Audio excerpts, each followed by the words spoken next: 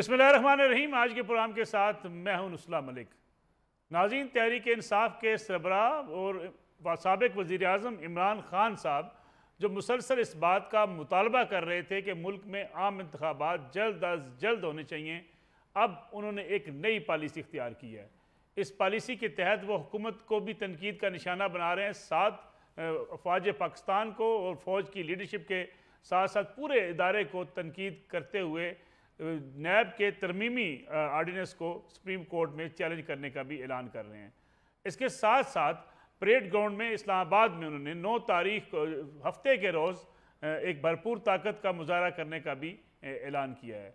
गोया इमरान खान साहब अब किसी भी सूरत इंतखाबात के जो यकनुकाती एजेंडा था उससे हट के एक ऐसा दबाव बढ़ाना चाहते हैं जिसके नतीजे में बाज़ लोग ये समझते हैं कि इमरान खान साहब की ये ख्वाहिश है कि अगर वो इदारों को दबाव में लाने में कामयाब हो जाते हैं तो उसके नतीजे में उन्हें फिर वही सपोर्ट मिल सकती है जो माजी में उन्हें मिलती रही है। क्योंकि इमरान खान एक नहीं कई बार ये कह चुके हैं कि इस वक्त मुल्क के अंदर वाहिद ऑप्शन वही हैं, इसलिए उसी ऑप्शन को इख्तियार किया जाना चाहिए। लेकिन दूरियाँ खासी बढ़ चुकी हैं। जिस तरीके से इमरान खान साहब और उनकी टीम फ़ौजी इदारे पर और फ़ौज के सरबराह पर तनकीद कर रही है, उससे बाज़ार ये लगता है कि ये दूरियाँ रोज़ बरोज़ बढ़ती ही चली जा रही हैं। इसके साथ साथ पंजाब के अंदर जो ज़िमनी इंतखाबात होने जा रहे हैं, इमरान खान साहब उस पर भी अभी से कहना शुरू हो गए हैं कि उसमें मुदाखलत हो सकती है और उसमें धांधली होगी। गोया इन इंतखाबात के नताइज के बाद भी इमरान खान साहब एक नया बयानिया लेकर सामने आएंगे कि इन इंतखाबात को रिग किया गया और उनके खिलाफ धांधली की गई। गैर मुल्की साजिश का बयानिया कदरे पीछे जा चुका है।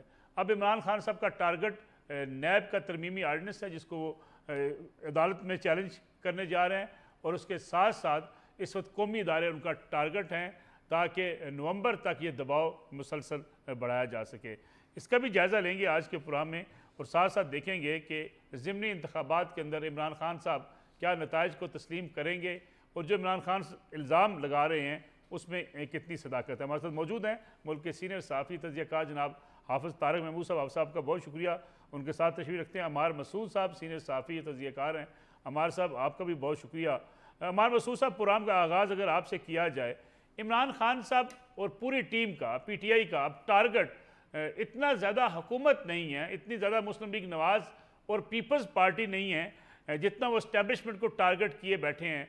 फ़ौज की लीडरशिप के ख़िलाफ़ ट्रेंड्स चलते हैं, ट्विटर का बड़ा भरपूर इस्तेमाल किया जा रहा है, और कुछ तज़कियाकार ये कहते हैं कि इमरान खान साहब नवंबर से पहले पहले इस दबाव को मैक्सिमम बढ़ाना चाहते हैं। जी नसरुल्लाह साहब, आप बिल्कुल दुरुस्त कह रहे हैं। इमरान खान का बुनियादी टारगेट जब से तहरीक अदम एतमाद कामयाब हुई है, ना अमेरिका है, ना मुस्लिम लीग नून है, ना आसिफ ज़रदारी है, उनका बुनियादी जो टारगेट है वो फ़ौज की आला क़यादत है, और उसी के ऊपर वो मुख्तलिफ़ तरीक़ों से हमले कर रहे हैं। जब वो अमेरिका की बात कर रहे थे तब भी बहाने बहाने से बात कर रहे थे कि हमारे यहाँ कुछ लोग हैं जो अमेरिका के पिट्ठू हैं और अमेरिका के कहने पर हुकूमत चलती है। अनफॉर्चुनेटली इमरान खान तहरीक अदम एतमाद के बाद हमारी सियासत का एक ऐसा नासूर बन चुके हैं कि जिसका कोई हल किसी को समझ नहीं आ रहा। अभी तक हमने इमरान खान के 3 रूप देखे हैं। एक रूप वो है जो हमने 2013 से पहले इमरान खान का देखा, जब उनकी एक नशिस्त हुआ करती थी। फिर उसके बाद हमने देखा कि उनका रूप किस तरह बदला, किस तरह वो इस्टेब्लिशमेंट के सहारे हुकूमत में आए, और एक तीसरा रूप हम आजकल देख रहे हैं, और कुछ बैद नहीं है, थोड़े दिनों तक ये उनका रूप फिर बदल। लेकिन हमारे मसूद साहब, टारगेट का मकसद क्या है? अगर वो इस्टेब्लिशमेंट को टारगेट करते हैं, फौजी इदारों को टारगेट करते हैं, मकसद क्या है? जब सारी सियासी जमातें कहती हैं कि इस्टेब्लिशमेंट का किरदार न्यूट्रल होना चाहिए, इस्टेब्लिशमेंट की सियासत में मुदाखलत नहीं होनी चाहिए, फिर इमरान खान साहब टारगेट करके हासिल क्या करना चाहते हैं? क्या इदारे उनके साथ आकर खड़े हो जाएं? बड़ी वाज़ेह सी बात है। देखिए, एक बात पे तो हम सारे लोग मुत्तफ़िक हैं कि फ़ौज का सियासत में किरदार नहीं होना चाहिए। हमारे पार्लियामान अवाम के नुमाइंदों को चलाने चाहिए, फ़ौज को नहीं चलाना चाहिए। लेकिन जो इमरान खान कोशिश कर रहे हैं, मियाँ नवाज़ शरीफ साहब ने भी जनरल बाजवा का नाम लिया था, लेकिन वो तकरीर अगर आपको याद हो तो उसमें बड़े वाज़ेह तौर पे उन्हें ये कहा था कि आप आइन पर अमल दरामद करें, अपने हलफ की पासदारी करें। इमरान खान बिल्कुल उससे उलट बात कर रहे हैं। वो तो कह रहे हैं कि न्यूट्रल नहीं रहना चाहिए।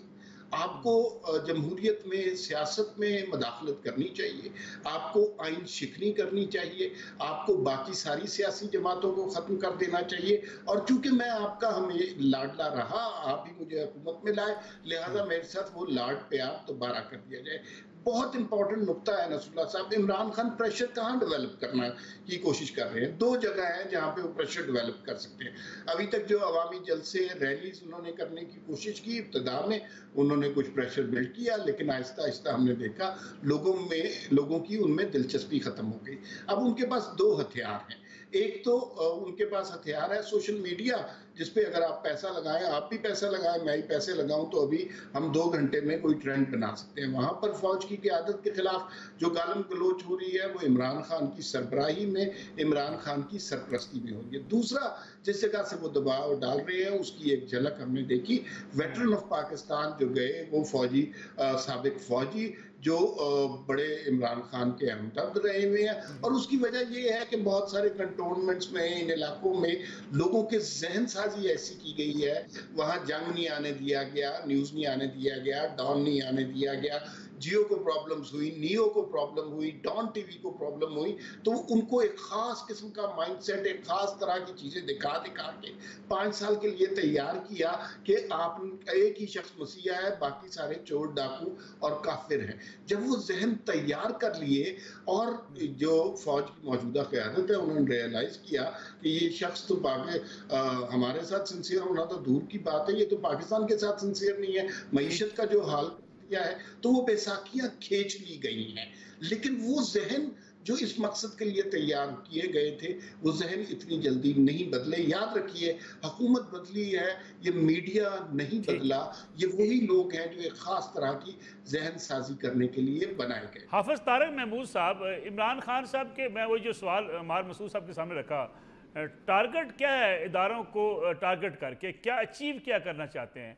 अगर वो न्यूट्रल इदारों को चाहते हैं कि वो न्यूट्रल ना रहें, तो क्या आपके जो मुल्की इदारे हैं, इस्टेब्लिशमेंट है आपकी, फ़ौज है आपकी, वो किसी एक पार्टी के साथ अलाइन हो जाए, ये चाहते हैं इमरान खान साहब? जी, बिस्मिल्लाहिर्रहमानिर्रहीम। मलिक साहब, क्योंकि यही सूट करता है इमरान खान साहब को। इमरान खान साहब को पता है कि उनके पैर इतने मजबूत नहीं हैं। अगर उनके पैर मजबूत होते तो फिर उनको उन बैसाखियों का सहारा ना लेना पड़ता जिसकी बुनियाद के ऊपर वो 2018 के अंदर इख्तिदार में आए। तो इमरान खान साहब को ये सूट करता है कि जिनकी तरफ वो इशारा कर रहे हैं इस्टेब्लिशमेंट की तरफ, वो उनको अपने साथ मिलाकर खेले, क्योंकि उनका माजी का तजर्बा ये है कि जब खान साहब ने उनको साथ मिलाकर खेला तो उनको कामयाबी हासिल हुई। तो इमरान खान साहब का तो मामला ये है कि उसके बगैर वो चल नहीं सकते, उनको लगता है। उन्हीं लोगों ने उनको लोग इकट्ठे करके दिए, दूसरे लोगों की जो है वो पार्टियों में तकसीम की, और जो मीडिया था वो मैनेज किया। हर चीज़ जो है उनके लिए एक प्लेट में सजा के उनको दिया गया कि आइए हुजूर शहंशाह, आप इस तख्त पर बैठ जाइए। शहंशाह में इस काबिलियत नहीं, ये इतनी काबिलियत भी नहीं थी कि वो उस तख्त को जो है वो चला सके। तो उसके बाद जब वो एक्सपोज हुए तो जो लोग लेके आए थे उनके ऊपर एक्स्ट्रा ऑर्डिनरी बर्डन आना शुरू हो गया। उनके लिए मुमकिन नहीं रहा कि जनाब वो इतनी ज्यादा जो इसका बोझ है वो उठा सकते। और फिर दूसरा, खान साहब का रवैया, जिद, अनापरस्ती, वो किसी का मशवरा सुनने के लिए तैयार नहीं थे, किसी की बात मानने के लिए तैयार नहीं थे। वो समझते थे कि वो इतने लाडले, आप देखें कि उन्होंने खुद कहा कि मुझे यकीन नहीं था कि इस तरीके से शहबाज शरीफ साहब को, वो अभी तक यकीन करने के लिए तैयार नहीं है कि कोई और वजीर आजम बन गया है, वो कबूल करने के लिए तैयार नहीं है। वो चाहते हैं कि उसी तरीके से फौज, इस्टेब्लिशमेंट उनके साथ खड़ी हो, उनके लिए पॉलिटिकल मैनूवरिंग करे, उनके लिए सियासी मैदान जो है वो तैयार करे और उनको एक मरतबा फिर इख्तिदार की कुर्सी पर पहुंचाए। अब आपका जो दूसरा पॉइंट है कि वो उससे हासिल क्या करना चाहते हैं, देखिए वो बड़े खूबसूरती से दो काम कर रहे हैं। एक, शायद उन्हें किसी ने यह समझा दिया है कि चूंकि नवाज शरीफ साहब के पास पॉपुलैरिटी थी, लोग उनके साथ थे और उन्होंने एग्रेसिव स्ट्रेटेजी की अगेंस्ट इस्टेब्लिशमेंट, तो उनको कामयाबी हासिल हुई है, तो आप भी यही करें, ये इसी तरह सीधे हो सकते हैं। लेकिन दूसरा काम वो ये कर रहे हैं कि जो फौज की आला क़यादत है, यानी फौज के सिपह सालार और इंस्टीट्यूशन में एक दरार डाल रहे हैं, कोशिश कर रहे हैं कि किसी तरीके से एक ऐसी फजा कायम हो जाए जिसमें यह तासुर दिया जाए कि ये इंस्टीट्यूशन का फैसला नहीं है, इंस्टीट्यूशन के किसी एक शख्स का फैसला है, ताकि उन्हें फायदा हो सके नवंबर के बाद। वो नवंबर की बाद के सिनेरियो को देख रहे हैं और वो ये देख रहे हैं कि शायद इस पोजीशन का वो फायदा उठाए और उसके बाद वो एस्टेब्लिशमेंट को या फौज को एक फेस सेविंग का माहौल दें कि जनाब देखें, मैंने आपको नहीं, मैंने तो उनको था, हमारी लड़ाई उनके साथ थी, हमारी चीजें उनके साथ थी, ताकि वो मामलात को ठीक कर सके। तो कैलकुलेटेड मूव कर रहे हैं अपने हिसाब से, उसमें ठीक है, उनको कितना वो पीछे जा रहे हैं इसका अंदाजा शायद उनको नहीं है। ठीक है। अब साहब मैं आपकी तरफ वापस आता हूँ। नुमान लंगड़ियाल साहब भी हमारे साथ मौजूद हैं, साबिक सूबाई वजीर हैं, उम्मीदवार भी हैं इस वक्त सूबाई असम्बली में जहाँ इस वक्त इलेक्शन हो रहे हैं। नुमान साहब बहुत बहुत शुक्रिया प्रोग्राम में वक्त देने का। नुमान लंगड़ियाल साहब, एक भरपूर कंपेन चलाई जा रही है इमरान खान साहब की तरफ से भी, PTI की तरफ से भी, कि आप लोगों ने पार्टी से इनराफ किया और आपके खिलाफ टारगेट वो किए हुए हैं कि आप जो है लोग आपको वोट ना दें। आप PMLN के उम्मीदवार हैं। क्या आप समझते हैं कि जब ये सारा सिलसिला चला, जब आप 20 लोग पार्टी से अलग हुए, उस वक्त भी कुछ इस किस्म की खबरें हैं कि PTI भी आपको रोकना चाहती थी, चौधरी परवेज साहब आपको अपने ग्रुप में लेके जाना चाहते थे, जबकि मुस्लिम लीग नवाज की ख्वाहिश थी कि आप छोड़कर PTI से अलग हो जाएं। असल कहानी क्या थी? देखिए, बहुत शुक्रिया आपका, आपने मेरा व्यू पॉइंट लिया। 3.5 साल हम इनके साथ रहे और हमने देखा कि जिस तरह इस बंदे में एक तकब्बर है, एक जरूर का अंसर है, और इसने पार्टी नहीं चलाई, इसने तो डिक्टेटरशिप थी और उस डिक्टेटरशिप को हम बर्दाश्त करते रहे और जहाँ भी हमें मौका मिला हमने अपनी आवाज उठाई। यहाँ तक कि आपको याद होगा कि हमने जहांगीर खान तरीन साहब को जब इसने टारगेट किया जी जी, तो हमने वहाँ पे आवाज उठाई और हम ग्रुप बने और हमने अल्लाह के फजल करम से इसका मुकाबला किया और जहांगीर खान तरीन साहब को हमने तरीके से उनके हक पे रिपोर्ट आई और उनको बाइज़त तरीके से हमने वापस उनके असल मुकाम पे पहुंचाया जो जिसके वो हकदार थे। और ये सिलसिला चलता रहा, इसका तकब्बर दिन ब दिन बढ़ता रहा और हमारा हम जिस मैनिफेस्टो पे आए थे और पूरे पाकिस्तान की आवाम को दिखाए थे, उसके बिल्कुल बरक्स ये काम चल रहे थे। आपको पता है कि Punjab PM secretariat for sale था और जो बंदा पैसे लेके आता था वो अपना काम निकाल के चला जाता था। अल्लाह ताला ने मौका दिया और हमें बहुत फख्र है, हम इस चीज़ पे फख्र महसूस करते हैं कि हमने इसकी हुकूमत को ना सिर्फ ख़त्म किया बल्कि इसको दर बदर कर दिया। आज ये कहता है कि जी जो MPs हैं इनको वोट नहीं मिलेंगे। अल्लाह के फजल करम से ये 20 के 20 MPs वापस आएंगे और मुस्लिम लीग नून के टिकट वापस आएंगे। हम अपने हलकों में कैंपेन कर रहे हैं और हमें नजर आ रहा है कि लोग हमें इस चीज पर अप्रिशिएट कर रहे हैं। नुमान लंगड़ियाल साहब, आपने एक इल्ज़ाम आयद किया है चौधरी परवेज साहब जो स्पीकर है पंजाब असम्बली के, कि उन्होंने भी आपको ऑफर की, कुछ पैसों की ऑफर की कि आप पार्टी में वापस आ जाएं। ये कहाँ तक दुरुस्त है, क्या सबूत है इसका? हेलो जी जी, लंगड़ियाल साहब सुन रहे हैं? जी जी, आप क्या कह रहे हैं? लंगड़ियाल साहब, आपने एक इल्ज़ाम आयद किया है कि चौधरी परवेज साहब ने आपको पैसों की ऑफर की कि पार्टी में वापस आ जाएं। इसमें कहाँ तक सदाकत है? आपकी आवाज कट रही है। नुमान साहब का आवाज आ रही है?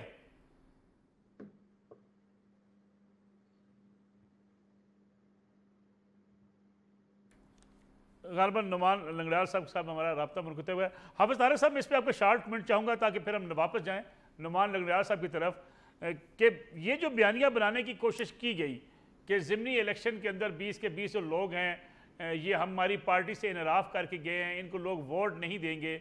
नुमान लंगड़ियाल साहब कह रहे हैं कि हम 20 के 20 वापस आएंगे और PMLN के टिकट पर वापस आएंगे। मेरा अपना ख्याल है कि शायद अगर 20 ना, लेकिन जो वाज़े अक्सरियत है वो मुस्लिम लीग नून के पास हासिल होगी और उसकी वजह यह है कि अब लोगों को भी नज़र आ गया है कि गवर्नमेंट जो है वो खड़ी हो गई है। ऐसा नहीं है कि कल जा रही है और परसों जा रही है। अगर कल या परसों जारी होती इतने सख्त फैसले नहीं होते। एक इम्पैक्ट है, पाकिस्तानी पॉलिटिक्स का एक ट्रेंड है और फिर आपको मालूम होगा कि ये ज़्यादातर लोग वो हैं जो अपनी ज़ाती हैसियत में जीते। इसमें से बहुत सारे लोग हैं जो इंडिपेंडेंट जीत कर PTI के वो हुए उसमें शामिल हुए, तो आधे लोग तो वो है जिनकी अपनी हैसियत है। अब उस हैसियत के साथ जब नून लीग का वोट बैंक साथ मिलेगा तो उनकी जो पलड़ा है वो वैसे ही खासा भारी होगा। तो मुझे कोई हैरानगी नहीं होगी इसके अंदर के इसमें जो मेजॉरिटी सीट्स हैं वो पाकिस्तान मुस्लिम लीग नून की है। नुमान लंगड़ियाल साहब से हमारा राब्ता दोबारा जो बहाल हुआ है। नुमान लंगड़ियाल साहब, मैं आपसे पूछना ये चाह रहा था कि आपने एक इल्ज़ाम आयद किया है कि चौधरी परवेज़ इलाही साहब ने आपको कुछ पैसों की ऑफ़र की। इसका क्या सबूत हो सकता है कि चौधरी परवेज़ इलाही साहब आपको ऑफ़र कर रहे थे कि आप पार्टी में वापस आ जाएं, पैसे ले लें? देखिए, मैं ये खाली इल्ज़ाम नहीं है, और इसमें हकीकत इस हद तक है कि मैं तो इस चीज़ का भी हलफ दे सकता हूँ कि जो पीटीआई में एमपीएस, कई ऐसे एमपीएस को मैं जानता हूँ जिन्होंने पैसे लेके पीटीआई में रहने का फैसला किया, और इसमें भी कोई शक नहीं कि हमें भी पैसों की ऑफर हुई। और मैं सलाम पेश करता हूँ अपने साथियों पे और जहांगीर खान तरीन के ग्रुप तमाम को कि उन्होंने, ईमानदारी की बात है कि उन्होंने 1 रुपया लेने के वो रवादार नहीं थे। और इस चीज का इमरान खान को भी पता है कि इस तरह पैसों की ऑफरें हो रही थी, और उस वक्त इमरान खान साहब को ये नहीं याद आया कि जी ये बेजमीरी हो रही है और पार्टी इन्हीं की बेजमीरी कर रही है। लेकिन हमने तो अपने सूबे के मुफाद में ये कदम उठाया था। आपको कितने पैसों की ऑफर की गई नुमान साहब? मेरे ग्रुप को 10-10 करोड़ तक की ऑफर हुई थी। पूरे ग्रुप को 10 करोड़ पे कहा गया ले लें और वापस आ जाएं? वापस आ जाए। नुमान साहब, अल्लाह के जी नुमान साहब, आइंदा सियासत आपकी जहांगीर खान साहब तरीन के साथ रहेगी, उनके साथ, या पीएमएल-एन के साथ रहेगी? देखिए, मैं बताऊं कि पीएमएल-एन जो है वो उनको भी मैं खराज तहसीन पेश करता हूं, जिन्होंने हमारी कुर्बानी को तस्लीम किया है और हमें बेहद इज्जत दी है। और जहाँ तक हमारे बात करें जहांगीर खान तरीन साहब, पूरी मुस्लिम लीग नून जो है उनकी एहसानमंद है, उनकी मशकूर है कि उन्होंने ये फैसला किया और हमने लब्बैक कहा। हालांकि हमें पता था कि हम जो ये डिफेक्शन कर रहे हैं हम डी सीट हो सकते हैं, लेकिन मुल्क के मुफाद में और इस नाअहल हुकूमत से जान छुड़वाने के लिए हमने डी सीट होना को तरजीह दी। और उसकी सबसे बड़ी मिसाल ये है कि हम चाहते तो हम अपील कर सकते थे, क्योंकि जो इलेक्शन कमीशन का फैसला था उसमें बेहद कमजोरियां थी। लेकिन उसके बाद आपको और मजे की बात बताऊं कि इन्होंने पीटीआई वालों ने हमसे फिर राब्ता किया कि जी आप सुप्रीम कोर्ट में अपील करें और हम आपका रेफरेंस वापस ले लेंगे।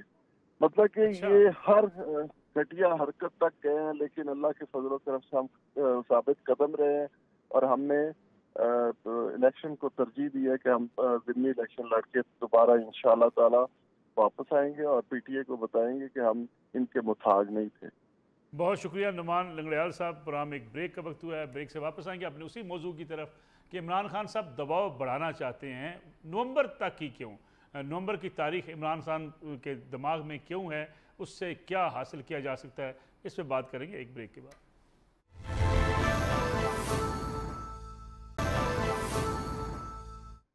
प्रोग्राम एक बार फिर खुशामदेद। आप दोनों मेहमानों के सामने मुझे एक सवाल रखना है। अमार मसूद साहब, सबसे पहले आपसे जवाब चाहूँगा मैं कि क्या ये कहना कि जो इस वक्त इस्टेब्लिशमेंट है या आपकी फ़ौज है उसको किसी एक सियासी जमात या उसके एक नज़रिए को सपोर्ट ही करना यही जो है इस मुल्क के मफाद में है, इससे दूसरा ये बताइएगा कि क्या जो मुल्की इदारे होते हैं उनका किसी एक पार्टी के साथ या किसी एक शख्स को सपोर्ट करना या कौमी मफाद को सपोर्ट करना, उसकी जिम्मेदारी क्या होनी चाहिए? जी, बहुत इम्पोर्टेंट सवाल है नसूरा साहब। जो इमरान खान साहब के जहन की गलत फहमियाँ हैं ना, वो तो यही समझ रहे हैं कि सिर्फ अगर फ़ौज उनकी जमात को सपोर्ट करती रहेगी तो वो पाकिस्तानी फ़ौज रहेगी। फ़ौज अगर इमरान खान के नारे लगाती रहेगी तो वो मुहिब्बे वतन फ़ौज रहेगी। फ़ौज अगर तहरीक के इंसाफ को हुकूमत में लाने की कोशिश करती रहेगी तो वो पाकिस्तानी फ़ौज कहलाएगी, वरना शायद वो पाकिस्तान के ख़िलाफ़ काम कर रही होगी। ये इमरान खान साहब के जहन की बहुत बड़ी गलत फहमियाँ है। ऐसा नहीं हो सकता है। एक इदारा है जो पाकिस्तान का फॉर्चुनेटली और अनफॉर्चुनेटली सबसे ताकतवर इदारा है, उस इदारे के अब अपने कुछ कवानीन हैं, कुछ कवायद हैं। ये नहीं हो सकता कि वो सारे अंडे किसी एक बास्केट में डाल दें। इमरान खान साहब को ये गुमान इस वजह से हो रहा है कि उनका माजी का तजुर्बा ये कहता है कि इमरान खान को मसनद इक़्तिदार पर इसी तरह लाया गया था, उनकी बेइंतहा मदद की गई थी और वो समझते हैं कि चूंकि पहले मदद की गई थी लिहाजा अब भी उन्हें वही बेसाखियां दरकार है। अगर इमरान खान कोई इस मुल्क के लिए कोई बेहतरी कर जाते, कोई इकोनॉमी को बेहतर कर लेते, कोई मुल्क की सूरत हाल, खारजा की पॉलिसियां सही कर लेते, तो शायद ये सूरत हाल ना होती। लेकिन जाहिर है वो इदारा पाकिस्तान का इदारा है। लेकिन हमारे साहब ये सवाल तो तब होता, उनसे कारकर्दगी का पूछा जाता या उनसे मैशत का पूछा जाता या उनसे ये पूछा जाता कि जो उन्होंने कौम के सामने वादे किए थे वो पूरे किए या नहीं किए। ये सवाल तो सारे छुप गए, पहले अमेरिकी साजिश के पीछे, फिर मुल्की इदारों के ऊपर तनकीद के पीछे, फिर इस वक्त जो फौजी सरबराहान इदारे के सरबराह हैं उनको टारगेट करने के पीछे, और साथ साथ ये कहना कि अब नैब और सुप्रीम कोर्ट को भी टारगेट करना। ये सवाल तो सारे छुप गए हैं इन चीज़ों के पीछे।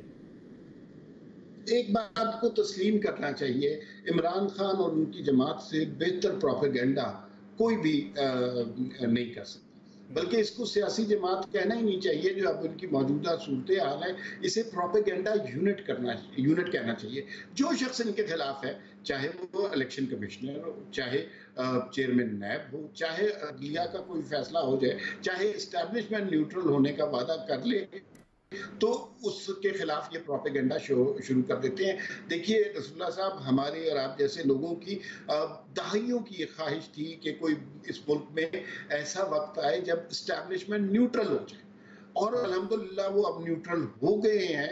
तो एक शख्स जिसका मकसद माशरे में इंतशार फैलाना है, वो मुसलसल उनको आइन शिकनी पर मजबूर कर रहा है, और ये नहीं होगा। आपने अभी पिछले सेगमेंट में एक सवाल पूछा, नवंबर तक क्यों?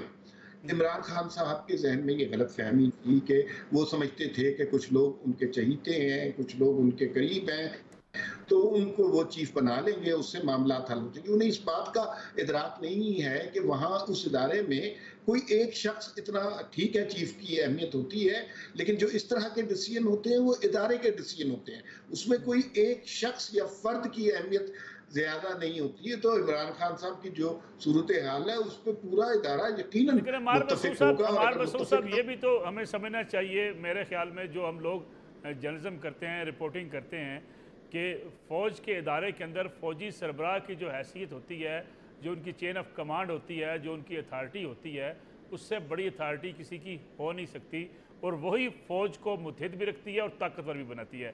हाफ़िज़ तारिक महमूद साहब, मैं आपकी तरफ आता हूँ यही सवाल लेके कि क्या इस्टेब्लिशमेंट का या कौमी इदारों का काम जो है वो फ़र्द वाहिद को सपोर्ट करना है या कौमी फ़ैसलों को, मुल्की मफाद को पेश नज़र रख कर फैसले करने हैं? देखें, आइडियली तो मलिक साहब गलतियां तो माजी में जो होती रही हैं, अगर उनका रोल इस तरह से ना होते और चीज़ों के अंदर इस तरीके से उनके मामलात की मुदाखलत ना होती, तो शायद तारीख़ भी मुख्तलिफ होती, सूरत हाल भी मुख्तलिफ होती। फॉर्चुनेटली और अनफॉर्चुनेटली अम्मार मसूद साहब ने लफ्ज़ इस्तेमाल किया, बिल्कुल दुरुस्त बात है, वो ताकतवर तरीन इदारा है, उनके स्टेक हैं, चीज़ें हैं। अब वो एकदम से आप ये कहें कि सारी चीज़ें वाइंड अप हो जाएं, ज़ीरो पे खड़ी हो जाएं, मुमकिन नहीं है। इस मामले के ऊपर मलिक साहब मेरी नज़र में गलती भी यही हुई है कि आपने जिस तरह एक बुल को जो है वो लाल झंडा दिखा दिया और उसके बाद आप न्यूट्रल होके बैठ गए, और वो बुल जो है वो पूरे रिंग के अंदर जो है वो घूमता फिर रहा है और दंदनाता फिर रहा है। आपको अच्छी तरह से मालूम होगा और आप अच्छी तरह से जानते हैं इन सारी चीज़ों को कि माजी में किस तरीके से गवर्नमेंट्स के हवाले से जो इंस्ट्रक्शन होती थी, चीज़ें होती थी, किस तरह पास ऑन होती थी, और जो ओपोनेंट होते थे उनको किस तरह से ट्रीट किया जाता था। यहाँ ये मामला हुआ कि ऐसे ऐसे लोग, नसरुल्लाह मलिक साहब, जिनकी शायद कोई घर पे कोई सुनने के लिए तैयार ना हो, जिनका कोई ना इंटेलेक्ट लेवल है, ना उनकी एजुकेशन है, वो डिजिटल मीडिया के ऊपर जो उन्होंने तूफान बदतमीजी मचा रखा है, सच झूठ, कभी कोई स्टैनफोर्ड यूनिवर्सिटी की जाली तहकीक लेके आ जाते हैं, कभी जो है वो किसी और को जनरल शुजा पाशा बना के पेश कर देते हैं, कभी किसी और को कह देते हैं जी यूं हो गया, और इतना झूठ उन्होंने भर दिया है उसके ऊपर, उसको ना पॉलिटिकली कोई काउंटर कर रहा है, ना कानून या के जो है और ज़ाब्ते के तहत उनके खिलाफ कोई कार्रवाई हो रही है। नतीजा ये है कि वो दंदनाते फिर रहे हैं, पूरी सोसाइटी को तबाह कर दिया है, माशरे को तबाह कर दिया है, ऐसी जगह ले जा रहे हैं जहां इतना डैमेज हो गया है कि इसको रिपेयर करने में बहुत टाइम लगेगा। यानी आप सब कहना चाहते हैं कि एस्टेब्लिशमेंट की भी ये गलती है कि ऐसे ऐसे लोग दानश्वर बने जिन्होंने ऐसी सी गलत रिपोर्टें, ऐसे से गलत तजिए किए, ऐसे गलत एदाद शुमार दिए कि आप सोसाइटी के अंदर हिजान की कैफियत है। मलिक साहब, यही लोग पहले एस्टेब्लिशमेंट के ब्लू आइड थे ना। ये जो लोग आज जिन्होंने उधम मचा रखा है, एस्टेब्लिशमेंट को सोचना चाहिए कि उन लोगों ने, उनकी जो मर्दम शनासी है उसको आप दाद दें कि वो किन लोगों के ऊपर इन्वेस्ट करते रहे और किन लोगों को जो जाइंट बना के जो है इस माशरे के अंदर उन्होंने देवता बना के पेश किया कि जनाब ये मोहतरम एंकर साहब ये हैं, वो आज वो कहते हैं जी हमसे गलती हो गई। आज वो कहते हैं जी कल आप कहा करते थे कि जनाब इनके बगैर चीजें नहीं चलती है। आप जब उनका अंदर बाहर आया है, आपको पता चला है कि इनकी डेप्थ कितनी है, आपको उनका इंटेलेक्ट पता चल रहा है, तो आज सोसाइटी को तबाह कर रहे हैं। यहाँ पे आपने खामोशी इख्तियार कर ली है, ना आप कानून को हरकत में लाए, ना आप ज़ाब्ते को हरकत में लाए, आप खामोश होकर दरवाजे खिड़कियां बंद करके बैठ गए, तो उसका नतीजा यही निकलना है। तो भाई जब तक ये चीजें ठीक आप नहीं करेंगे, इसमें से कुछ ऐसे अमल आपको करने पड़ेंगे जो माजी के अंदर आप करते रहे, उसके बगैर चीजें ठीक नहीं होंगी। ठीक है, यानी आपका मतलब है कि सॉफ्टवेयर चेंज किया जाए। कुछ सॉफ्टवेयर तो चेंज होते हुए नजर आ रहे हैं, इसके बगैर गुजारा नहीं है मलिक साहब। इसके बगैर अगर आप समझते हैं सॉफ्टवेयर चेंज होते हुए आपको नजर आ रहे हैं पिछले कई दिनों से, मेरे ख्याल में आने वाले दिनों में मजीद भी सॉफ्टवेयर चेंज हो जाएंगे। जब लोगों की अपनी आइडियालॉजी ना हो, अपना नजरिया ना हो, अपनी सोच ना हो, किसी डिक्टेशन पे चलने वाले हों, तो ऐसे लोग शुतर बेमुहार भी बन जाते हैं। अब साहब एक प्रोग्राम में ब्रेक का वक्त हुआ है, ब्रेक से वापस आएंगे, बात करेंगे। इमरान खान साहब हफ्ते के रोज़ इस्लामाबाद बुला रहे हैं, ये दबाव बढ़ेगा, कितना बढ़ेगा, उसका नतीजा क्या निकलेगा।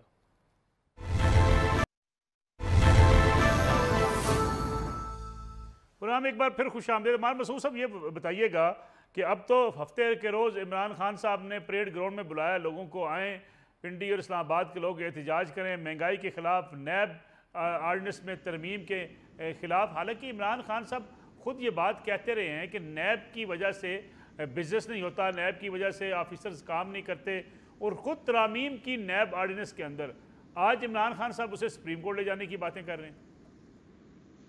देखिए, पहली बात कर लेते हैं ज़रा इमरान खान के एहतजाज के हवाले से। मैं इस्लामाबाद में रहता हूँ, इस्लामाबाद के लोग एहतजाजों वगैरह में निकलते नहीं हैं। इमरान खान का सॉफ्टवेयर इस हवाले से काफ़ी अपडेटेड लगता है। एक पेशी अभी उन्होंने भुगती है और उसके बाद अब वो अच्छे बच्चों की तरह परेड ग्राउंड में जो एहतजाज करने पर राज़ी हो गए हैं, और ये बिल्कुल उनका जमहूरी हक है, ज़रूर करें। लेकिन मैं आपको 2-3 बातें बता दूं जो इसमें होगा कि अब तो हमें रट गई है ना कि इमरान खान ने क्या करना है। लोग वहाँ पर नहीं आएंगे, पिंडी इस्लामाबाद से लोग नहीं निकलेंगे। उसके बाद इन्होंने हुकूमत पे इल्ज़ाम लगा देना है और फिर एक सोशल मीडिया पे ट्रेंड चलना शुरू हो जाएंगे इम्पोर्टेड हुकूमत के, राना सनाउल्लाह को बरतरफ करो, ये उस तरह की कार्रवाई होगी। पिंडी इस्लामाबाद में हमने माजी में भी देख लिया है, इमरान खान के साथ लोग नहीं आते। जो लोग आने थे वो KPK से आने थे, लेकिन अब इमरान खान ने उन्हें मना कर दिया। और पिंडी इस्लामाबाद में मुझे नहीं लगता, हो सकता है चंद 100 लोग जमा हो और Imran Khan Bani Gala, let's see, I have my serious doubts, तो वो जो है बनी गाला से ही उनसे खिताब करें, लेकिन जलसे वाली या कोई बड़े जलसे वाली कैफियत इमरान खान साहब खुद नहीं आएंगे, बनी गाला से बैठकर खिताब करेंगे। जी, तवक्को तो यही है, क्योंकि वो देखते हैं लोग अगर पंडाल भरा होगा तो आ जाएंगे, नहीं भरा होगा तो फिर वो कोई सिक्योरिटी थ्रेट कोई ऐसे कि अपने किसी वजीर से कहलवा दें। हाफिज तारिक साहब, कोई इम्पैक्ट पड़ेगा इमरान खान साहब के इस इस्लामाबाद में होने वाले जलसे का? और साथ इमरान खान साहब तो लाहौर में भी आ रहे हैं और कराची भी जा रहे हैं और जलसों से खिताब भी करेंगे जहाँ जहाँ उनके उम्मीदवार इलेक्शन में हिस्सा ले रहे हैं। मलिक साहब, उनके पास ऑप्शन ही कोई नहीं बचा। देखें ना, उन्होंने कहा था मैं पहले 25 को करूंगा, उठूंगा नहीं। फिर जब वो आए उन्होंने कहा जी मैं 6 दिन में करूंगा। फिर उन्होंने कहा मैं सुप्रीम कोर्ट हमें इजाज़त दे। खान साहब को पता है कि लॉन्ग मार्च में उनके साथ कितने लोग निकले हैं। खान साहब, मैं आपको बताऊं कि प्रेशर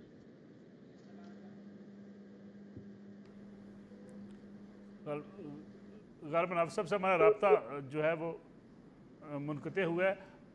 अमार मसूद साहब, अमार साहब ये बताइएगा कि ये जो एक थ्रेट की बात की जा रही थी, जान को ख़तरा है, एक वीडियो बना के रख दी है, फिर दरमियान में एकदम फयाज चौहान साहब ने कहा था कि जिस बंदे को सिपारी दी गई है उसका नाम भी आ गया सामने, KPK की हुकूमत ने एक लेटर भी जारी कर दिया। अब वो बयानिया किधर गया है? देखिए पहली बात तो ये है कि पाकिस्तान में बड़े खतरनाक और अलमनाक वाक़यात माज़ी में हो चुके हैं और इमरान खान को हुकूमत की तरफ से पूरी सिक्योरिटी भी दी गई है। उसके बावजूद ये बाज़-औक़ात लगता है कि ये जिस तरह का प्रोपेगेंडा करते हैं और उसी तरह का एक प्रोपेगेंडा ये जान के ख़तरे वाली बात भी कर रही है, क्योंकि अब जो अवाम इमरान खान एस्टेब्लिशमेंट से मायूस हो चुके हैं, इमरान खान अदलिया से मायूस हो चुके हैं, इमरान खान इलेक्शन कमीशन से मायूस हो चुके हैं, इमरान खान नैब से भी जल्दी मायूस हो जाएंगे। तो इस सूरत हाल में जब वो अवाम के पास जाएंगे और अवाम नहीं आएंगे तो इमरान खान के वहां ना पहुंचने का वाहिद बहाना ये होगा कि इमरान खान की जान को खतरा है। और ये बातें इतने तसलसल से करना शुरू कर दी हैं कि इमरान खान की जो कल्ट फॉलोइंग है वो इस पे यकीन भी करना शुरू कर देगी और वो इसको बड़ा सीरियसली लगने लगेगी। लेकिन मुझे जो लगता है कि ये थ्रेट क्रिएट किया जा रहा है लोगों के जहनों में। इमरान खान की इस वक्त सियासी जो मंजरनामा है उसमें इमरान खान की बहुत ज्यादा अहमियत नहीं है। इस तरह के बयानात से अपनी अहमियत उजागर करने की कोशिश कर रहे हैं। अम्मार मसूद साहब, आपका बहुत शुक्रिया। हाफिज़ तारिक महमूद हमारे साथ मौजूद थे। नाज़रीन, आज का प्रोग्राम था, इंशाअल्लाह कल आपकी खिदमत में दोबारा हाजिर होंगे। इजाज़त दीजिए, अल्लाह हाफ़िज़।